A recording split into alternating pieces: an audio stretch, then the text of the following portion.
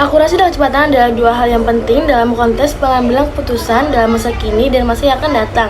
Mengapa akurasi dan kecepatan sangat penting dalam mengambil keputusan? Jadi mari kita bahas. Di sini kita ada 3 poin. Yang pertama, pasar yang berubah cepat.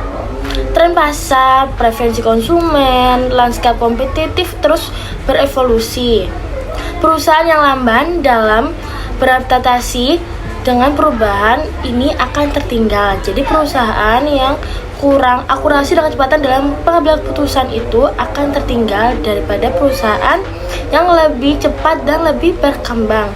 Kedua, ketidakpastian dan resiko. Di dunia bisnis ini emang udah diwarnai dengan ketidakpastian dan resiko. Tapi dengan adanya pengambilan keputusan yang cepat dan akurat akan meminimalisir ketidakpastian dan resiko itu dan memaksimalkan peluang.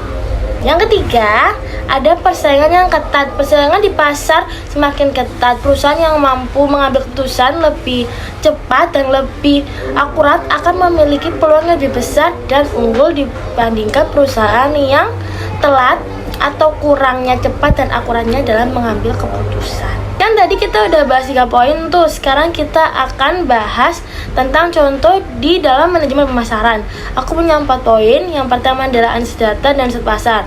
Jadi perusahaan yang lebih gesit untuk menganalisis, mencari tren-tren yang trendy di masyarakat tuh akan lebih tepat sasaran saat meluncurkan produk. Yang kedua, ada kampanye pemasaran digital. Jadi kan sekarang semua era digital gitu. Buat perusahaan yang mudah banget beradaptasi dari era sekarang itu akan lebih tepat sasaran saat meluncurkan produk gitu. Sama kayak poin yang pertama. Yang ketiga ada manajemen krisis. Jadi dalam situasi krisis ini manajemen harus cepat dan akurat dalam mengambil keputusan untuk minimalisir dampak negatif dan menjaga reputasi. Yang keempat adalah membangun tim yang kompeten. Tim ini terdiri dari individu yang memiliki keahlian-keahlian yang berbeda untuk membantu perusahaan dalam menganalisis informasi dari berbagai sudut pandang dan membuat keputusan yang lebih kompetensif. Pemilihan media promosi untuk meluncurkan produk baru bagi perusahaan itu sangat penting, dan perusahaan juga mempertimbangkan beberapa faktor. Salah satu faktornya ada seperti target pasar, kedua adalah anggaran, dan 3 tujuan promosi gitu. Dan kita akan bahas. Jadi lebih gampangnya aku akan seolah-olah buat produk nih, hijab segitiga instan tanpa jarum pentul gitu. Ini aku ada berbagai alternatif media promosinya. Jadi di sini aku ada 4 alternatif media promosi. Yang pertama adalah iklan di event yang berbau muslimah. Jadi kita bisa menjangkau audiensnya tuh secara langsung. Yang kedua ada iklan online. Kita bisa menggunakan Instagram atau TikTok gitu atau media sosial lainnya untuk menjangkau audiens yang lebih banyak dan meminimalisir biaya. Yang ketiga kita bisa endorse influencer. Di situ kita bisa menaikkan algoritma penjualan kita dan audiens karena terpengaruh oleh adanya influencer ini. Yang keempat kita bisa mengikuti pameran hijab, memungkinkan interaksi langsung karena kan kalau pameran kita bisa face to face dan bicara gitu, hampir sama kayak iklan di event yang berbau muslimah gitu. Selanjutnya kita akan membahas kriteria penilaiannya. Jadi ada 4 poin juga. Yang pertama adalah jangkauan target pasar. Seberapa banyak orang dari target pasar yang terpapar iklan. Yang kedua adalah biaya. Berapa biaya yang digunakan dalam pengiklanan. Yang ketiga adalah kredibilitas media. Seberapa besar kredibilitas dan pengaruh media tersebut dalam target pasar. Keempat adalah dampak promosi. Seberapa besar berpengaruh iklan terhadap citra produk dan minat beli konsumen. Kita akan bahas bobot kriteria. Di sini aku akan geser sebentar agar tabelnya bisa masuk di sini. Jadi di sini ada tabelnya. Di sini ada banyak, mulai di atas ada alternatif media, terus adalah di sebelah juga ada jangkauan target pasar 30%, biaya 20%, kredibilitas media 25%, dan dampak promosi 25%, dan bobot terbobot. Terus yang di bawah yang warna kuning itu adalah iklan di event berbau muslimah, iklan online, endorsement, dan pameran hijab. Ini tadi yang kita udah bahas tadi di atas atau di sebelumnya. Terus ini ada banyak kayak sedang, tinggi, dan rendah. Kalau sedang berarti sedang tidak terlalu berpengaruh atau tidak terlalu berdampak. Kalau tinggi sangat berdampak. Yang rendah berarti minim sekali dampaknya gitu. Oke. Selanjutnya adalah mengurangi bias dalam pengambilan keputusan pemasaran dengan teknologi. Teknologi kan menawarkan berbagai alat dan solusi yang membantu pemasar dan mengurangi bias. dan membuat keputusan yang lebih objektif dan efektif. Ini contohnya aku kasih, yaitu ada analisis data dan AI. Yang pertama ada analisis data, seperti kayak Google Analytics gitu loh. Jadi kita bisa mengumpulkan dan analisis data secara mendalam.